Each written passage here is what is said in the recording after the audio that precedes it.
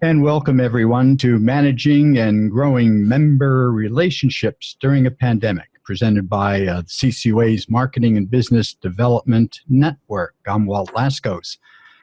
Today, credit unions are working under historic conditions. Think of it. Historical references are made to the early 1900s and the Spanish flu. One could only wonder what that might have been like. Years from now, historical references will be made about the COVID-19 pandemic and its impact on America and the world as we know it. And think of that.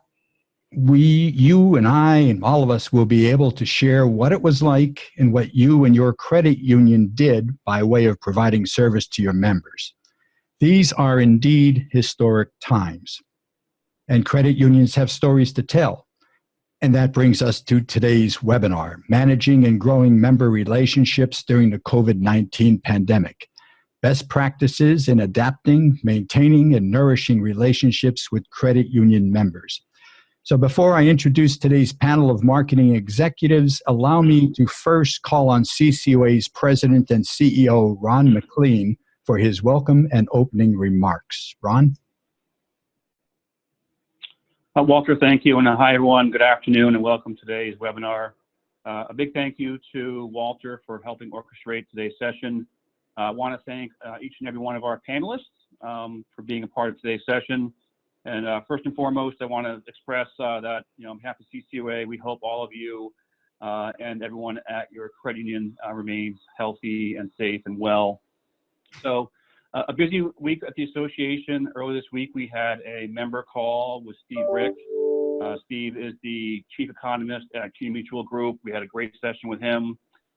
Today's session will be fantastic. And then looking ahead to next Tuesday, same time at 1:30 in the afternoon, we have a session about keeping your workplace safe. So we're going to have a number of folks that work for a cleaning company or maybe a facilities manager at a peer credit union. But our efforts to continue to provide you timely information and resources and education to help you through the pandemic. I do want to share that I shared with our CEOs earlier this week a COVID-19 impact survey. Certainly sensitive to you not having much time on your hands to complete a survey. So it is an important survey. It's going to help us collect data across our 4 states when it comes to number of fee waivers, number of hardship loans, paycheck protection loans, forbearances, skip-up payments, and that information will be incredibly helpful for working with lawmakers, the media, and other stakeholders. So again, if you can have some time, maybe 5-10 minutes next week or so to complete that survey, that will allow us to help us help you. So thank you in advance for that. So without further ado, I'll hand it back to Walter. And again, thanks for joining us today, and appreciate all you're doing for your members. Thank you. Thank you, Ron. Let's go through the list right now. I'll introduce who we have representing the different credit unions of our membership throughout our 4 states. We'll start all the way up at the northernmost part of our footprint, and that's in New Hampshire. We have with us Liz Stodowski, who's Director of Marketing at St. Mary's Bank in Manchester. Moving down to Massachusetts, we have Carla McCarran, who's Vice President of Marketing at City of Boston Credit Union in Boston, Massachusetts, of course. And also looking out toward the Springfield area as we move toward the western part of the state, we have Craig Bolvin from UMass 5 College Federal Credit Union in Hadley. Craig is the Vice President of Marketing at his credit union. Moving down into Rhode Island, we go down to Westerly and Westerly Community Credit Union and their own Meg Cisco, who's Vice President of Marketing at Westerly Community Credit Union. And then finally, we go down to Delaware. So we really have our reach today. We have Lindsay Nagowski with us. Lindsay's the marketing coordinator at Dexday Federal Credit Union in Wilmington, Delaware. And also joining us, we have our CCUA colleagues, my colleagues, I should say, Kevin Cole, Donna Bevilacqua, Carol Langeau, and Don Roberts, who are also participating in the conversation. Before we go on to each one of the panelists and get their remarks, let me first let everyone know on this webinar that it is being recorded and it is archived. So a link to it will be put out on our through our scan and also on our website. So anyone who does not get a chance to see it, they can always access it at a later time at their leisure. And also, I want to call your attention to a feature on this webinar. If you take your cursor and move it to the bottom of the screen, the webinar screen, you'll probably see a little hand that will pop up. Well, if you need to ask a question during our Q&A period, I ask that you just click on that little hand, and I'll see it next to your name on the attendee list. And at that point, when we get to it, I will call your name, I will unmute your mic, and you'll be able to ask your question of the panelists. So that basically, I think, covers the housekeeping for this. So let's start. Obviously, we're going to go at least until 2:30. If we end sooner, we end sooner, but at least I want to give everyone an opportunity to chat and share their experiences. Let's start first with Liz Stadowski up in St. Mary's Bank in Manchester, New Hampshire. Liz, take it away. Are you, I'm not hearing you. Uh-oh. Okay, wait, hang on. You there? Nope, still not hearing you, Liz. Is it me? No, I can't hear her either. No, okay. No, none of us can hear you, Liz. Nope, nothing yet. I know Liz called in before. Let's see. Okay, she unmute. So Liz is unmuted. Oh, our first little glitch. You know what? Perhaps her laptop is muted, not just a meeting mute. Check that. Oh, yeah, Liz, did you see that? I see. Okay, try now. No, yeah, I'm still not hearing you, Liz. Uh-oh. Yeah, it may be, unless maybe it's your laptop, but you said you tried on your telephone. You know what? Try the connect by phone for the audio portion. We'll continue to see you, and I think that'll work. That should work fine. Okay. You know what, Liz? While you do that, we'll let you connect with through your phone, and one way or the other. Yeah, we'll see what happens here. All right. You know what? We'll go down to Massachusetts. Liz, while you hang on there, because we'll see if we can get you connected. Let's go down to Carla at City of Boston Credit Union. And Carla, we'll throw it over to you so that you could share your experiences, what City of Boston is doing, and how you look to move forward, down the road when this eventually ends. Carla, it's yours. Okay. Can you hear me? Yes. Okay, great. So first of all, I want to thank you, Walter, and everyone at CCUA for putting this together and inviting me to be part of it. This is really important. I think some people wouldn't understand the need for marketing at this time, but it's really, really important to get messaging to our members and also to the communities that we serve. Just like everyone on the call, I'm sure 6 weeks ago you would never have thought that in mid-April we would be having this, session together. I know for me, I definitely didn't. So at that point, we all had to switch gears pretty quickly from marketing, just credit union growth, brand awareness, product and services, basically to everything COVID-19. I feel like that's everything I've done for the past 6 weeks. Just with regard to member communications about reduced hours, promoting new products or altered products, really pushing remote access. And we've taken the use of all of our traditional media as well as digital and social media to get that word out.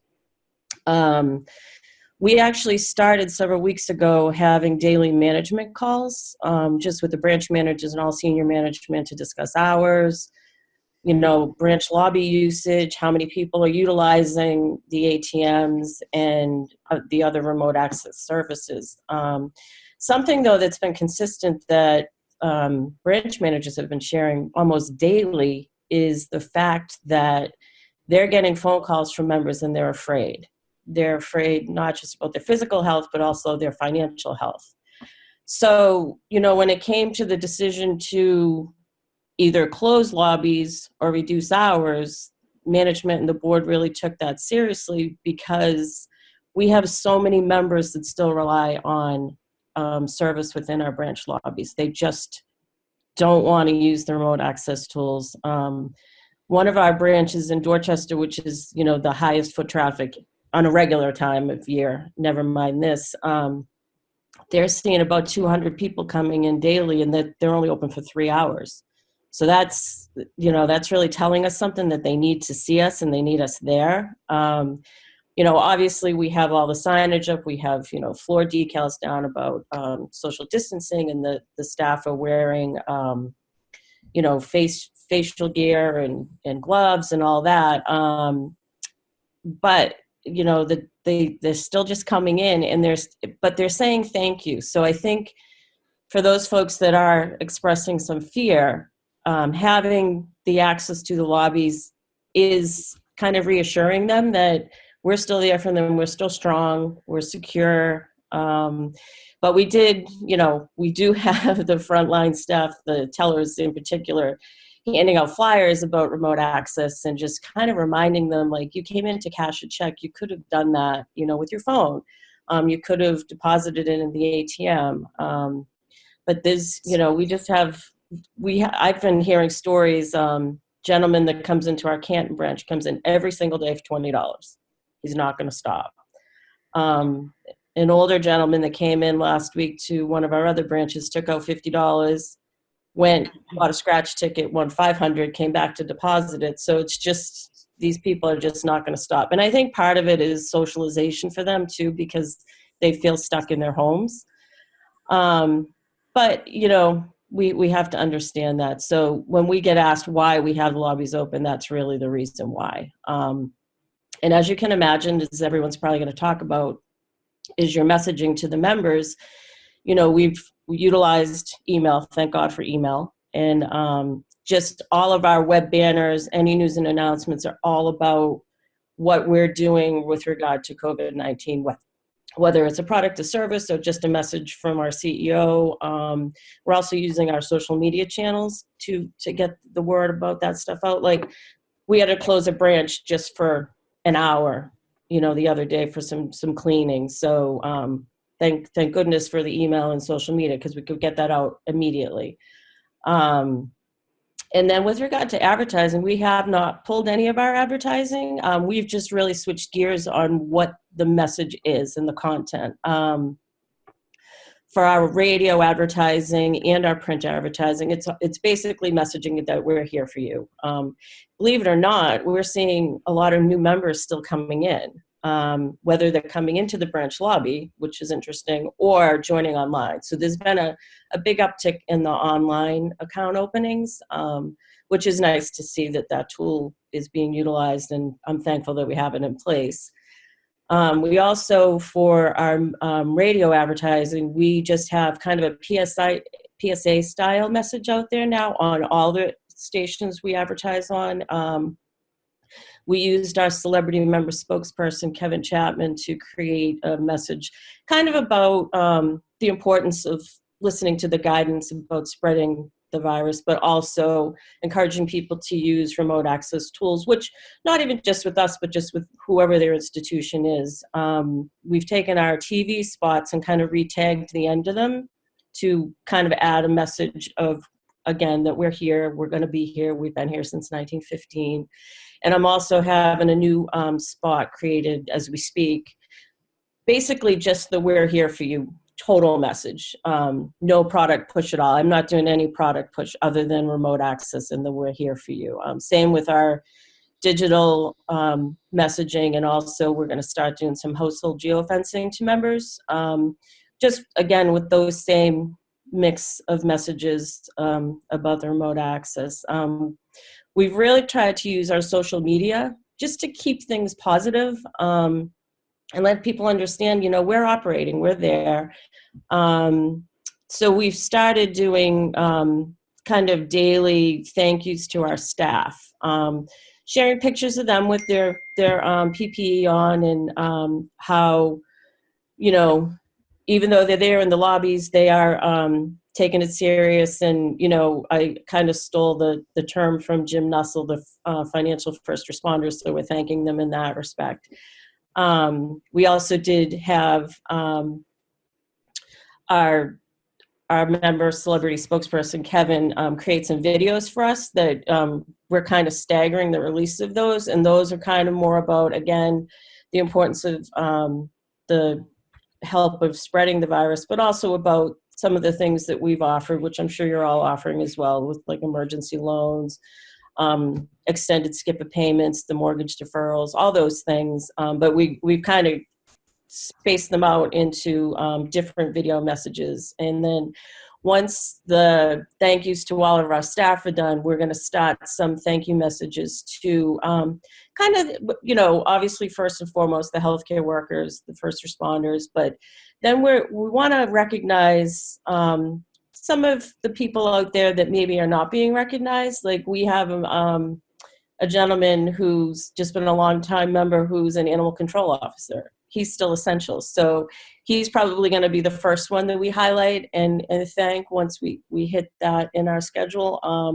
We're also going to thank some of the back office people in Boston City Hall who are still there helping the city run, but nobody's thinking about them. That list is just going to keep, you know, being added to with like the elderly commission, veteran services, the bus drivers, the teachers who are trying to do online education for all the students, the school workers that are still delivering meals to the kids. And then the last thing we're kind of mixing it with our social media is just some financial literacy stuff. We subscribe to the Coindexter Youth Savings Program, so they have some great online tools that, you know, we're kind of sharing with parents in a way to say, hey, this is something else that you know can keep your kid busy, but it's pretty important stuff, and they're fun. They're pretty modern, like videos and, you know, good games. And then we've also been using some financial coaching stuff from our partners at Balance. I know they're creating some content specific to what's going on and how to help people through these hardships. What else? So special activities. So every Friday we've been, you know, making sure that all of our branch staff has either breakfast, and for the ones that do have drive-ups that are open late, we're sending them lunch as well. You know, the City of Boston Credit Union and the board are so generous to the communities that we serve with regard to sponsorships and donations. That stuff is not on hold. It's just kind of more shifted to, you know, who's in need right now. And I can't even list everything that already has been donated to. We're trying to put together some ideas to get some types of care packs or something to first responders, because a large segment of our membership are first responders, so we don't want to forget about them. As for best practices, I would say just really keep listening to the voice of your members and what they're saying, and just be ready to shift on the fly, which, you know, as small marketing departments, we do anyway, so that's really not out of our comfort area. And the other thing is to just kind of pay attention to stuff you're hearing and reading. Just as an example, the other day, I read an e-newsletter from Northeastern University. We took on Northeastern University Credit Union last year, their members. And so I get these daily newsletters, and I noticed early last week that they were laying off like 400 or 500 employees that, you know, they were kind of third-party vendors, but still worked at the school. And they were offering career counseling to those folks, which was great, very generous by the university. So I kind of hunted down who was coordinating that, and I just let her know about our emergency loan, just not as a hard sell, but just as a resource if she was really hearing from anybody that they had a real immediate need, you know, for money. So kind of, I'll just close with that. That's really, you know, what we've got going on. moving forward, I don't think marketing should stop. I think we're just going to have to be thoughtful to what's going on and, just be cognizant of the messaging and how we put it out there. I'm so sick of seeing, auto commercials about the service departments are open. It's like, okay, I get it, but no one can go anywhere, so they're not driving. But all right, that's all I have, Walter. Thank you. All right, Carla, thank you. The thought comes to mind, obviously, City of Boston Credit Union. I know Marty Walsh, the mayor of Boston, has been doing a tremendous job with leadership and his, I want to say, I think he has daily news conferences that he's keeping everyone updated. So, of course, from a political standpoint, there could be something that even, you might even consider of giving some kind of recognition to him as well once things kind of settle down for his leadership. And of course, my mind's always going that way about getting, like Dan Walls together with Marty, and you get them in the photo together and recognizing him for his leadership. I mean, that rings well for everyone. Plus, it probably get picked up and get a lot of good publicity. Oh, definitely. Okay, we're going to go up to New Hampshire. We're going to try Liz again.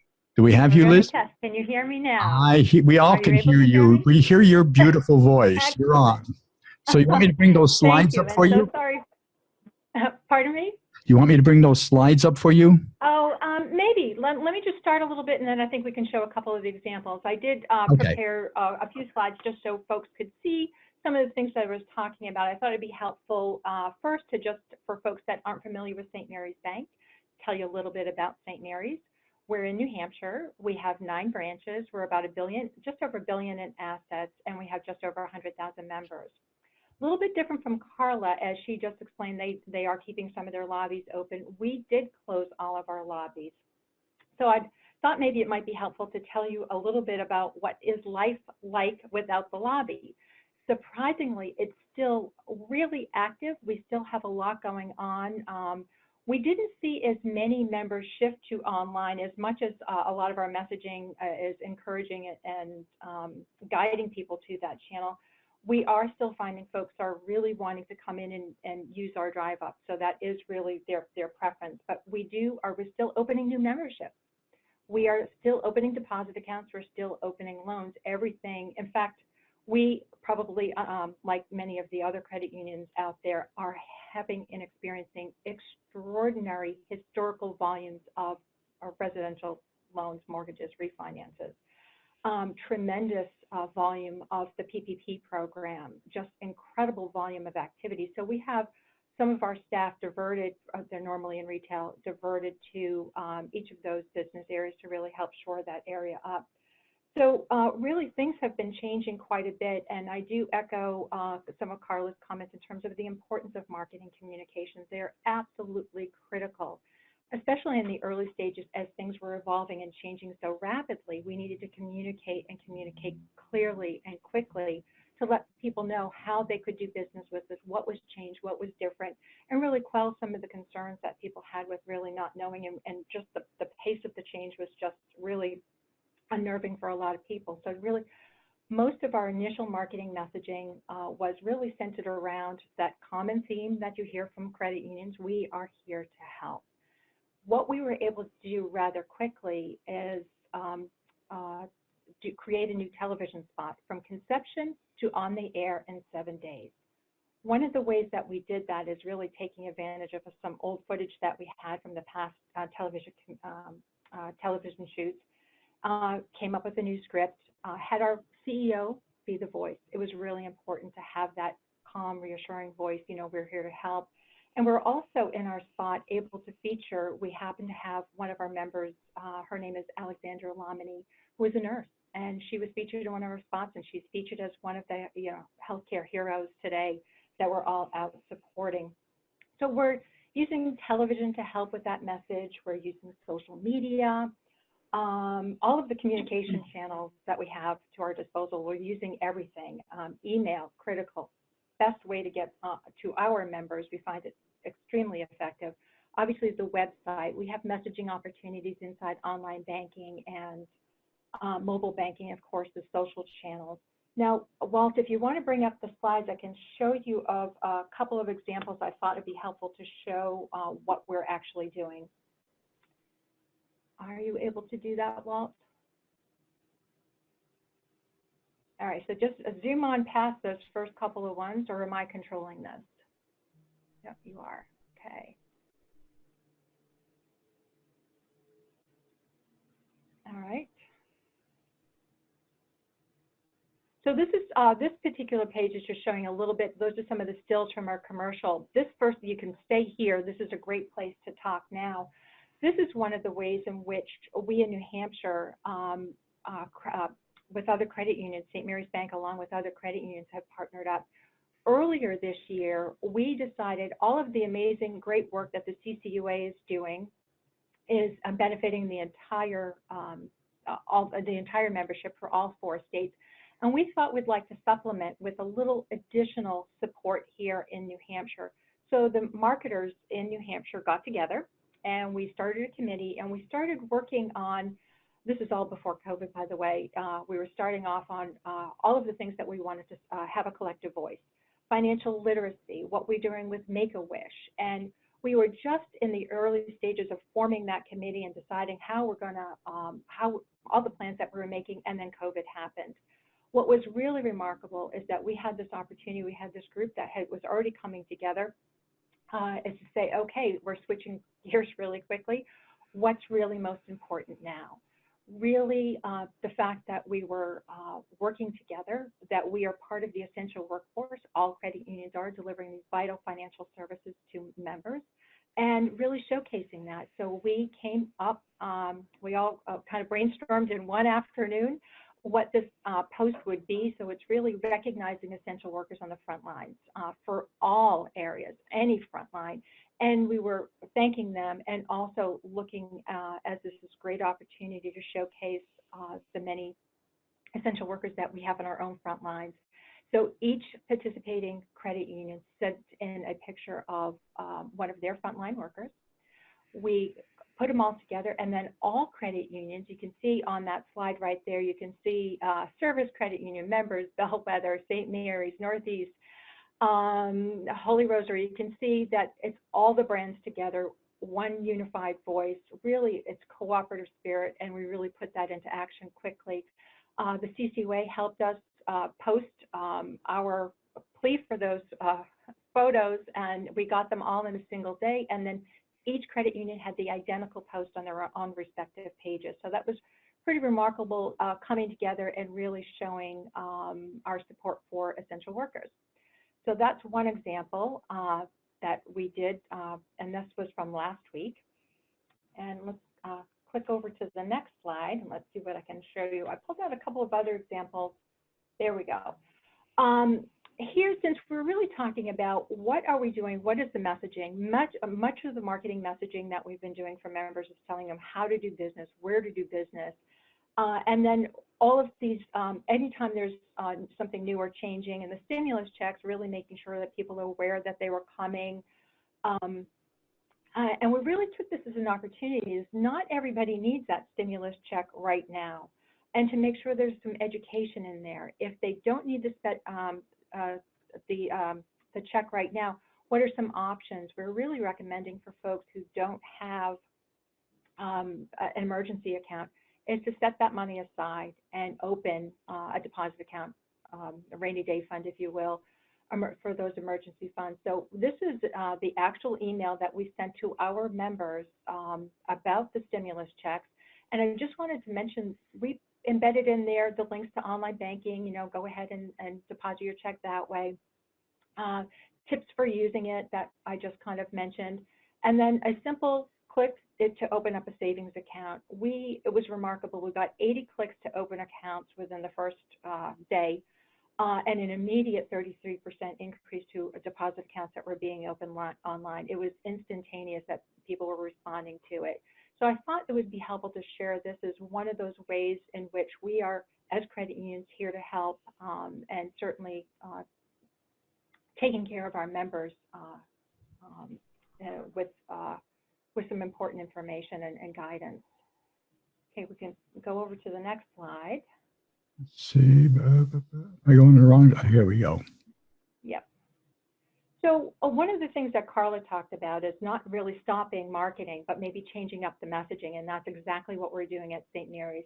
We, for a short period of time, we had suspended some of our product advertising. It certainly wasn't appropriate. We did really respond immediately to the branding and the awareness and the helping message in that television spot that I told you about that we basically got running up within a week.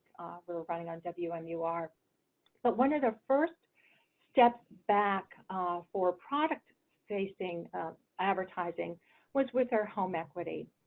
And what we did is we took one of our existing campaigns and we tweaked it a little bit, the headline, to make it a little bit more relevant. Obviously, some people can't really take action and do all of the plans that they might have had because of social distancing, vendors not being available.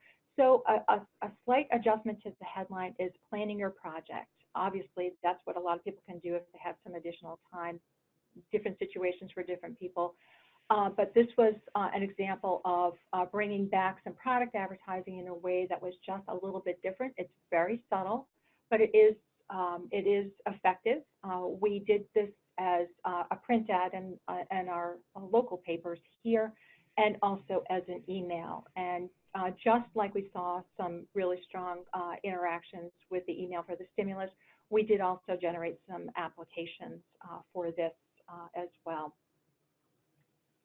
And there was one other example that I have, and I just want to be mindful of the time and allow the other panelists. I want to share this. This just happened this week. For credit unions, we always are hosting events and holding sessions and having a lot of in-person experiences. Well, right now, this is not something we're able to do. Our annual meeting, which was held this past Wednesday, is typically an event that we hold in person in our lobby, and we have about 80 to 100 attendees in the lobby.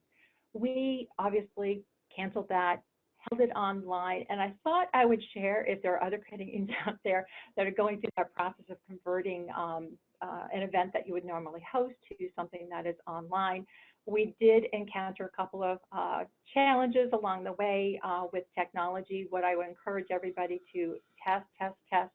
Our shop has always used WebEx meetings. We use them internally and have used them successfully, and we thought we could just adapt that product for our meeting.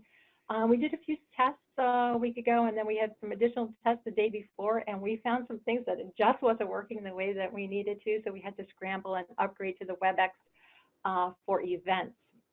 And so we got the new software at 2 o'clock when our meeting is going live at 5:15.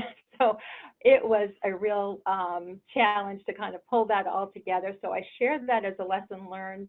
We learned some things in the testing process that I wish we had been able to pick up a little bit sooner, but we got it in time, and the meeting went off easily. Obviously, it was a little stressful getting there. One of the ways that we actually decided to approach it is, rather than to do a live streaming meeting, we decided strip it down, PowerPoint, and then we had our individual speakers all remote and dialed in and did their parts. So it was very successful. We had about the same level of attendance as we normally do for an in-person event. So those are a few of the examples I thought might be helpful to share with everybody today. And I'll turn it back over to you, Walt. Okay, Liz, thank you. Thanks for sharing on that. Let's go now back down to Massachusetts. We're going to go over to Craig Bovin at UMass 5 College Credit Union out in Hadley. Hadley is just north of Springfield, like in the middle of Massachusetts. Hey, Craig, it's all yours.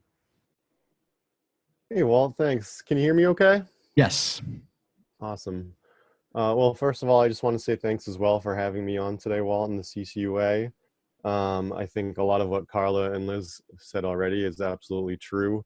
For UMass 5, us as a senior team, we've actually been meeting every day for a month. Today was actually our month anniversary of us having a 2-hour meeting every morning. But that's been really beneficial to us to just all stay on the same page, as we've all been remote now for several weeks. And, you know, some days we haven't used that 2 hours, and some days we've gone over with discussions about all the different things that are happening, from items that Liz mentioned, like getting the PPP program off the ground and communicating that message, to shifting staff around as well to help out our, you know, loan servicing and debt solutions departments and all that type of thing. I think that's been really critical for us. On the marketing side, pretty similar. Those first couple of weeks, I'd like to say we usually have a 5 to 7 day turnaround on communications, and it felt like it was a daily thing there for a couple of weeks. And I have to say kudos to my staff, because they were just wonderful at, you know, for one, transitioning from the office to working at home. All three of my staff have never done that before, so that was a transition. But they all just did great helping turn out communications early on, whether it be, you know, we're closing a couple of our branches, like our one on UMass campus, because there's nobody there right now. And then, you know, shortening hours and making branches appointment only, and pushing people to our drive ups and video tellers and remote services. So definitely relied heavily on email communication, and continue to at this point over here. You know, one of my takeaways over the last month, I think in the communication realm, is you can't be afraid to over communicate. You know, our frequency is much more than what we normally do with email. And I think those first couple of weeks we were doing some broadcast messaging, because those changes were impacting, you know, local members and members around the country. And then kind of in late March, we started being a little more focused, and we sent out like a specific email communication to our investment services clients, as an example, or our commercial services members about the PPP loan, for example. But it was really interesting. About a week ago, and we utilize Radin for our MCIF system. They offered us a complimentary survey to send out to our members, and I took advantage of it, and we sent it out to about 20,000 of our members, and we had about almost 2,000 folks respond, which I thought was phenomenal. But it was very interesting, because some of the comments that we got back at the end of the survey, it was an open-ended, hey, what else can we do to help you? And we got a lot of folks who had said, you know, I'd really appreciate it if I could defer my loan. And I was looking through those comments and seeing our emails and our website and our messaging over the last couple of weeks, and thinking to myself that we've gotten that message out really good. It became apparent to me from the survey that, you know, even though we were pushing those communications out, either folks just weren't, you know, reading them fully, or maybe it just wasn't the right time and they, you know, hadn't had a change of income at that point. So we were able to use some of the data from that survey, and this week, for instance, we sent out a targeted email to current borrowers, just letting them know, you know, if it's with us, who to contact, if it's our student loan provider, who to contact, our mortgage provider, et cetera. So I just don't think you can communicate enough during these times, is one of the takeaways I've had. Another thing that we've done, and we did pretty quickly, was we looked at our current partnerships that we have in our community, and what we could deploy really quickly to help folks in our community. And one of the unique ways we did that was we teamed up with a local restaurant who is actually a business client of ours, a business member, and we ended up purchasing meals from them, and they delivered the meals to our local survival center to help folks who you know, may have some food insecurity right now. We also purchased meals for ER workers at the 2 hospital branches that we were at as well. So we felt like that was a big win, not only because we were, you know, supporting the local restaurant who's closed right now and trying to do the delivery service as a way to stay afloat, but just to be able to support members in our local sponsor groups was a big win. And the other thing that we've been doing is for like community initiatives, we utilize Buzz Points for our checking rewards program. So members can swipe their debit cards and they earn points, and they can redeem them for, you know, gift cards or cash back at local merchants and stuff. well, they have a charities component of that, and we've added a lot of our local charities to that system over the years. So we've been really communicating with our members, you know, hey, if you have a bank of points saved up and you don't need to use them yourself, maybe consider donating them to our local food bank or the local survival center. And we've seen almost $3,000 from members, and these are, you know, $10, $25 rewards that people are redeeming. So, you know, these points have built up. We have some members who are fortunate, and the crisis are not impacting them financially. So that was kind of a cool way to do an additional give back that involved our members as well. As far as products and you know, brand positioning and everything, very similar to Carla and Liz on our side. You know, we have been playing up and relying on our brand message a little more than maybe we normally would. And I think we're all lucky as financial institutions. Mission is to give back to members and help their lives in, you know, however we can, especially in their finances. I think our message actually resonates even more so right now than it normally would. And, you know, I forget who said something about the auto commercials, but you just see all those other brands pivoting from what they were doing before, and you know, brands who had used humor in the past are obviously backtracking off that. But you know, for our standpoint, it's almost like the message is still true here, and we don't need to pivot away from that too much. So so we've been getting our community you can count on motto out there a little bit more. We put up one of our billboards has that message whenever we post something on social media related to what we're doing to support our members. We have a little image that goes along with it that talks about the same thing. So just trying to reinforce us and our values right now. As far as products goes, you know, we are still running our loan promotions. We had several pre-screens that we had ready to go that we're still rolling out. And on several of those, we've just kind of been shifting the messaging a little bit. You know, if it's a student loan, you know, we can save you money right now. Same thing, even with equities, stuff like that. So trying to focus a lot on refinance aspects. Auto as well, I think, is a great one to promote right now, because hopefully we can shorten someone's term, lower their monthly payment, or both. So I think we have the tools already there to offer help to folks. So I think overall that story stays pretty similar. You know, as far as membership goes, same thing here. Actually, our membership has continued to grow this month, which really surprised me. We're at just about 100 new memberships this month. Almost all of them are coming in through our online portal, which doesn't really surprise me in that realm. We dove in last week to understand, you know, who's joining too, because we couldn't really wrap our heads around why we're getting so many folks. And our breakdown was kind of 2/3 have come in and opened a deposit account. About 1/3 have come in through a loan. So it wasn't really loans that are driving people in, and we're just wondering if, one, maybe people have more time right now, so they are just finally taking the leap, or two, you know, obviously we've been publicizing what we've been doing with the community, and maybe it's resonating with some folks as well. So as we look to kind of long term and the rest of the year here, I think, you know, the $1 million question on everyone's mind is, when is the things going to kind of open back up? And I think depending on that, we may see some different things. I could see things like personal loans and credit cards maybe come more into play as if the economy gets going again and people are starting to spend.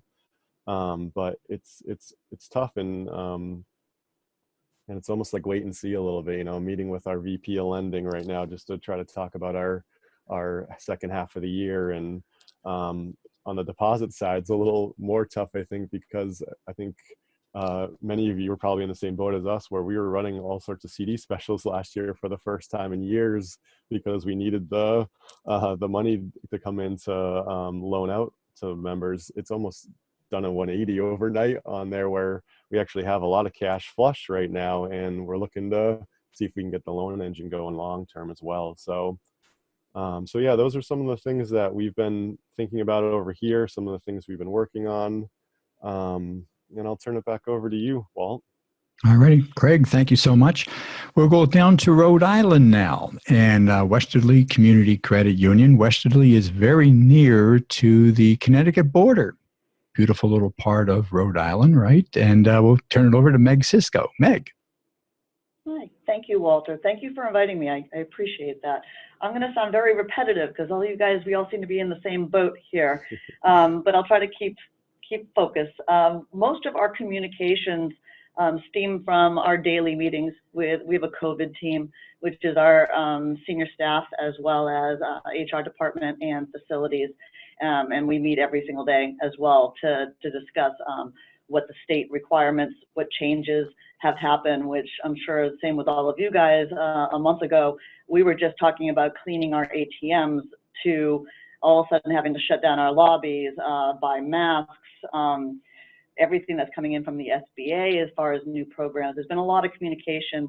Liz, we also had an annual meeting fiasco, which ended very well, but where they kept changing the requirements on gatherings. We thought we could still get away with it. Ours was March 30th. And so week to week it changed. And then I had 2 weeks to quickly change it from a meeting with a dinner to online only. We ended up using Zoom last minute versus WebEx, mainly because we thought we were going to have some difficulties with WebEx. So Zoom ended up working out all right. Working with the Department of Business Regulations through that whole thing too, which was just a whole new world for them. They'd never run into this either. And just making sure we covered our bylaw requirements for attendance. It ended up working out well, but it was a quite hectic lot of communications to let the members know, let the staff know, let the board know, let the DBR know, up to that 2-week time frame. Otherwise, our communications have been around, non-face-to-face, other ways to transact, drive up, assuring our members that we're still well capitalized and that we're fine, that it's following straight state regulations, not our personal reasons for closing lobbies. The financial help programs that we created to try to help with our business members as well as mortgage and consumer loans, the ability to close CDs early if they need to without any penalties. Those typical programs, we've been communicating those. The common thread I've been trying to do throughout our entire crisis communication is giving facts, being transparent, being honest as to why we're doing this, what we're doing, and what else there is available to help these members continue with their regular day-to-day banking, and that we're constantly going to be there for you. We're not going anywhere. So same themes of you guys have been doing it, but just consistently doing that with the transparency. Our members, we've been mainly spiking to them through email. I've been quite pleased with the fact that we get about 30 to 35% open rates on our emails. Normally we get about 17. So we were pretty happy that the emails seem to be open. They're looking for them. We do a lot of them as well, Craig. So I was worried that they'd start fading away, that people would get irritated, and they're still consistently 30 to 35% open rates. They want to know what's going on. I can't tell you how many times I get responses saying, thank you. And it's like, okay, these people need to know what's going on. They need to be assured that we're okay and we're here for them. We created a website page for coronavirus. There's a link on the home page for it. We just recently added a stimulus check frequently asked questions that I got about 89 to 99% information from the IRS website, so you can get everything right there. But it consolidated it for them, and then we sent that out in an email as well, and we got quite a few thank yous on that.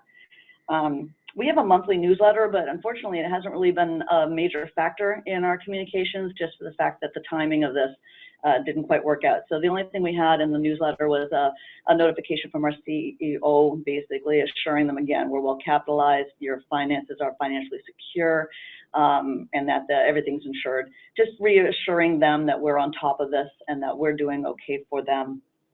We did not cancel any ads either. I did change, as well as you guys did, the theme of the ads. So obviously we're not pushing for your vacation loans anymore. We're pushing more for home improvement. Social media, we use Facebook, Instagram, Twitter, and LinkedIn. And the mix basically has been about 40% COVID, just the facts, our lobby is closing, this is the date, etc. 20% PR banking options. We had our staff take selfies of themselves since we're not allowed to go around to the branches to talk to people anymore. So the branches took selfies of themselves with 6-foot distancing and wipes in their hands, and they made it really kind of cute.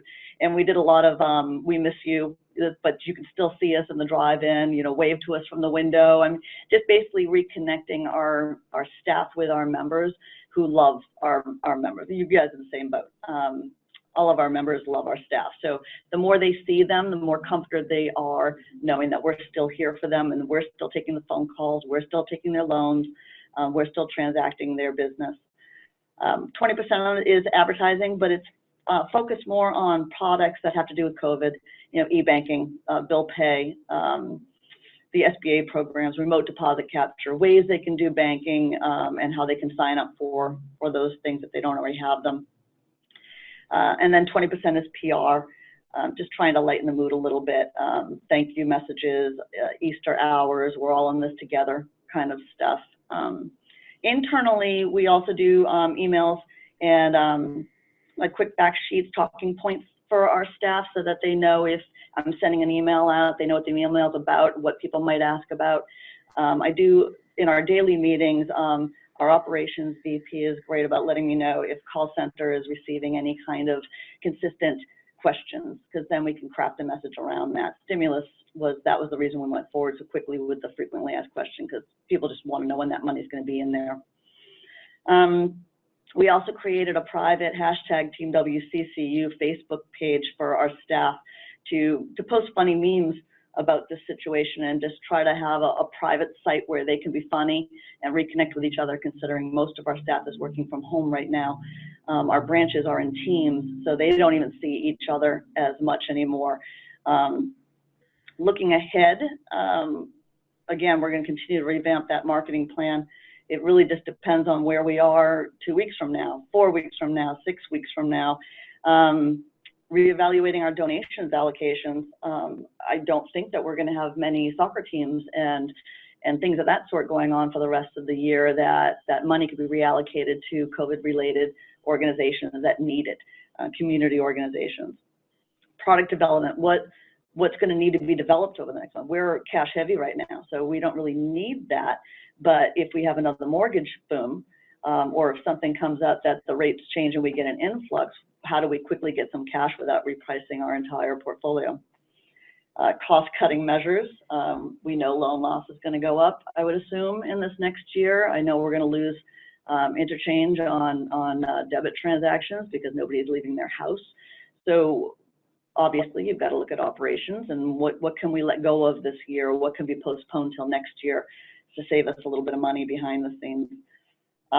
What's our strategy to bring everyone back to work? That's going to be an interesting factor, because I still think they're going to do the 6-foot distancing and masks and that sort of thing for quite a while. So we have to figure out what's our staggered approach to bringing in the membership, bringing the employees back. When do we reopen the lobbies? And are we prepared for that? How do we cross-train people for the second wave? They keep talking about how this might happen again in September or December. So are we ready the next time around so that we, can implement immediately versus trying to wade our way through like PPP, trying to figure out what the heck are we doing first? Now we know, what do we do next time around? I think that might be about it. I know that things are changing every single week. So it's just basically keeping the priority of ensuring your membership that you're there for them, no matter absolutely what. And hammering that message home in just about everything we have. No matter what the message is, I always end it with something positive but we can help you with this, or this. Just so it's not all gloom and doom all the time, and try to sprinkle in a little bit of smiles from your staff here and there, because really I think that keeps the membership going more than anything, knowing there's some sort of normalcy, that we're there and that we'll always be there for them. But other than that, it seems like I'm doing the same thing as everybody else. So keep plugging along. Beautiful. Thank you, Meg. Appreciate it much. Finally, on our panel, we have Lindsay Nagalski, who's down at Dexday Federal Credit Union in Wilmington, Delaware. Lindsay, we're going to turn it over to you. Lindsay had an issue with her camera, so we unfortunately won't be able to see her, but we could certainly hear her. Sorry, guys. There you go. All right, Lindsay, it's yours. I'm here, yes. I'm going to try to not be too repetitive as everybody else as well. We're all sort of in the same boat. I really resonated with the whole moving very quickly to a virtual annual meeting, same as Meg. I think we also use Zoom for our annual meeting. We had a few hiccups, but it worked very well. We were able to do all of our voting and things through that. We did have we actually had, the annual meeting isn't very large for us, but we actually had more attendees than we usually do in person. So we were like, oh, this is something that is positive. And also something that Meg said really resonated. We went very quickly from cleaning ATMs to closing lobbies. We did go that route. I am still in the office. Our back office people, everybody throughout is doing things sort of called distance days. So we're doing the 2 separate schedules in the office, X, Y, and Z. This team is in there. So that's how we're doing that right now. I really agree with everybody said transparency. It's so important to be transparent right now. We put out things about a paycheck stabilizer loan. So those loans are still coming in. We're trying to help however we can. We're waiving loan late fees, just putting out the facts like everybody else said, scam information. So far, I think we've assisted over 400 members on hardships and extensions and things like that for loans. So that's really a bulk of what we're doing right now, just reassuring them that we are still here. We have a lot of calls coming in, so here's a better way to contact us type of messaging is what's going on right now. And we're just sort of hanging in there. I don't really have much to add going as the last person, but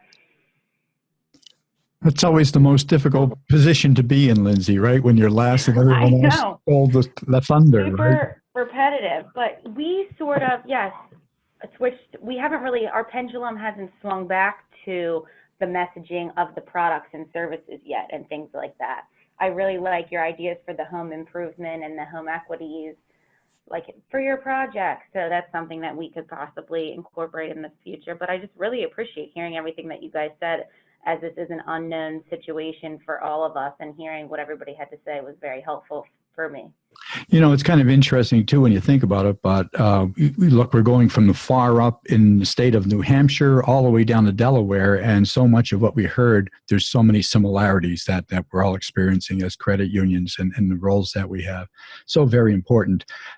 We have a few minutes left. If I could have everyone stay with us, I'm going to ask, number one, the folks that are joining us as attendees on this webinar, if they do have a question or would like to make a comment, please move your cursor to the bottom of the webinar window and you'll find a little hand icon will become visible. Click on that. I'll get a notification that you'd like to speak, and then I'll unmute your mic and call on you to state your question or your comments back to all of us.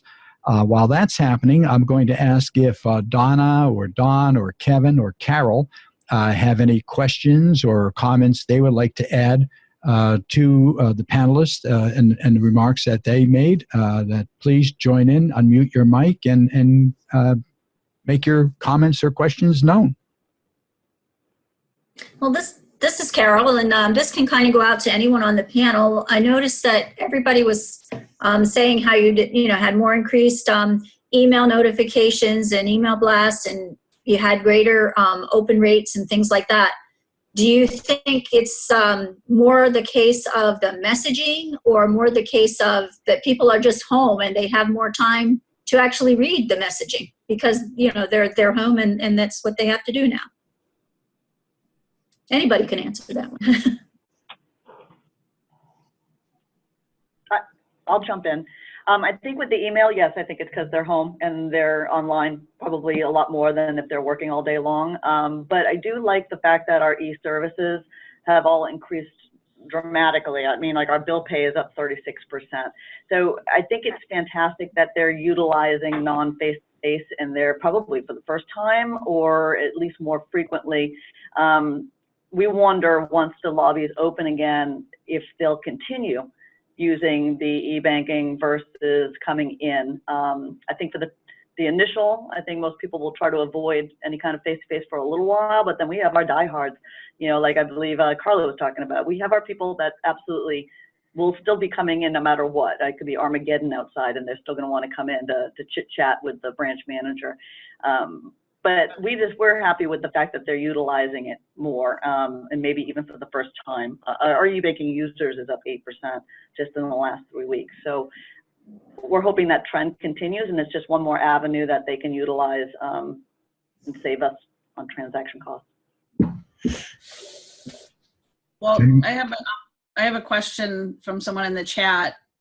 It's to all the panelists. For those who started heavily promoting online account opening, did you see an increased volume in fraud?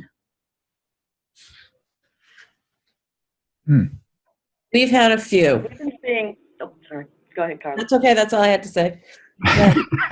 We've been seeing more check fraud than online account opening fraud.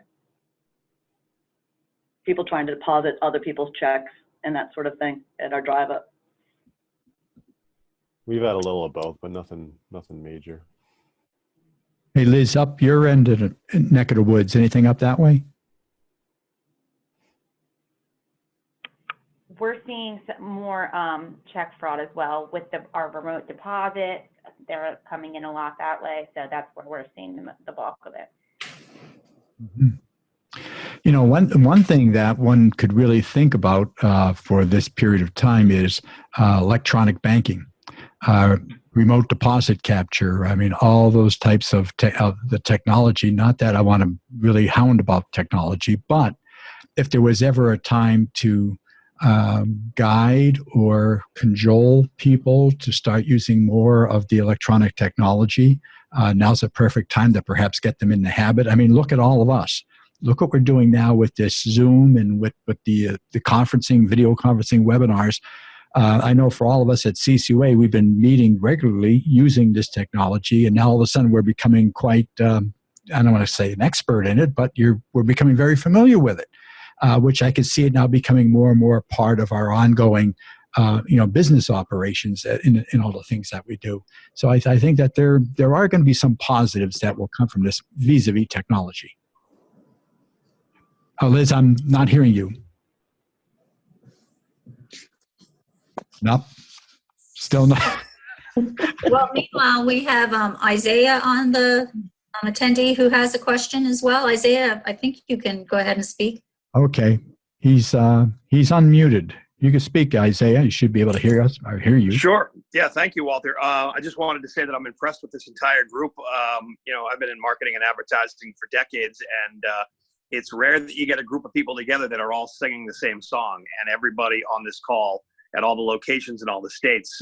You're doing a great job. I mean, I work with Walter, and I work with the folks at CCUA and all of your credit unions for messaging, and what you're doing, we're doing at the league level.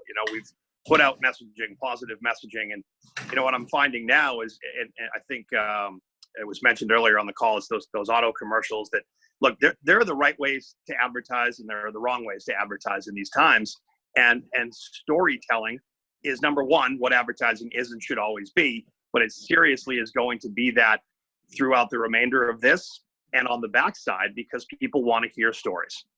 People want to hear the real life men and women that come into your credit unions and the experiences that they have. And, Walter and Ron and I and the team have been ahead of this for a number of months, a number of weeks, as have all of you. And now we're going to need to shift to a point where, okay, we've said that we're doing these services. We're saying that we've been here for you. Now we need to start hearing stories. I need to hear about Hadley, Massachusetts. I need to hear about New Hampshire. I need to hear about Delaware. I need to hear about Rhode Island, and start to hear from actual living people that say, you know what? I'm proud to say that I'm a member of XYZ Credit Union, and this is what the folks did for me. And as we come out of this storm, don't veer from that, because we've gone away from selling. You don't have to sell so hard. You have to just tell people that we are just like you are. We're people, and we're here to help. So I just wanted to say I'm very impressed with everybody on this call. It's impressive to see a unified effort by everybody. All right, thanks, Isaiah. Any other questions from anyone? Are we all set? Seems like that might be it. Okay. Well, listen, I just want to thank again Liz Stadowski at St. Mary's Bank, Carla McCarran at City of Boston Credit Union, Craig Bolvin at UMass 5 College Federal Credit Union, Meg Cisco at Westerly Community Credit Union, and Lindsay Nagalski at Dexday Federal Credit Union for honoring us, gracing us today as panelists, as experts, sharing their perspectives and their insights on how they're managing the marketing and communications at your credit unions. Thank you so much. I really, really do appreciate it. And I know all of us in attendance have really appreciated your presence with us today. And to all of you who are joining us, thank you for being part of our conversation and joining in this network. And that concludes our broadcast. Thank you so much for being with us. Thank you. Thanks, everyone. All righty. Good to see you guys. Bye. Bye, everyone. Bye, everyone. Take care. Good luck. Bye, Meg. Bye, Carla. Bye, Donna. Bye, Liz. So nice Good to to see see you, you. hon. Bye, Rick. So nice to see you all. Bye, Walter. Thank you. Nice back, right? Yeah. See you guys later. All right. Be safe, all. Thanks again. You too, Donna. Thanks.